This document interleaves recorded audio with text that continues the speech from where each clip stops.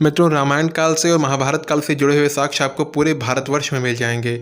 आज हम आपको एक ऐसे ही स्थान के बारे में बताएंगे जो कि द्वापर युग और त्रेता युग दोनों से जुड़ा हुआ है। आज हम आपको लेकर चलेंगे जामवंत जी की गुफा में। जी हाँ दोस्तों, हम उन्हीं ऋक्षराज जामवंत जी की बात कर रहे हैं जो रामायण काल में प्रभु राम जी की सेना में एक सेनापति थे।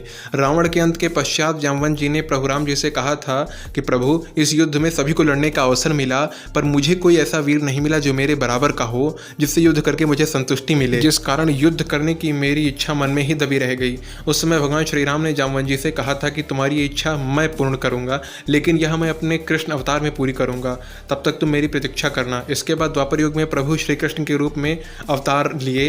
एक बार प्रभु श्री कृष्ण पर स्यमंतक मणि की चोरी का मिथ्या आरोप लगा, तो वो इस आरोप को मिथ्या सिद्ध करने के लिए प्रभु स्वयं मणि की खोज में जुट गए। इस मणि को खोजते हुए प्रभु जामवंत जी की गुफा में पहुंचे। वहां उन्होंने जामवंत जी से युद्ध किया। ये युद्ध लगातार 27 दिनों तक चलता रहे।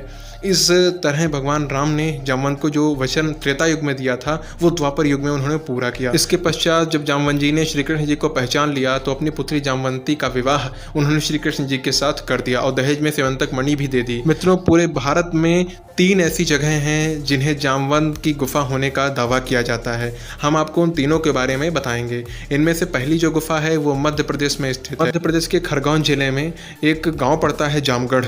उसी की एक पहाड़ी जो कि 1500 फीट की ऊंची है, उसी के टॉप पर यह गुफा बनी हुई है जिसे जामवंत की गुफा के नाम से जाना जाता है। एक दूसरी गुफा है, वो है जम्मू कश्मीर में। यहाँ कहते हैं जम्मू की जामवंत गुफा। यहाँ पर कई ऋषि मुनियों ने, कई पीरों फकीरों ने भी तपस्या करी है, इसीलिए इस गुफा को पीर खो गुफा के भी नाम से जाना जाता है। अब तीसरी गुफा की अगर बात करें तो वो छत्तीसगढ़ के बीजापुर में स्थित है।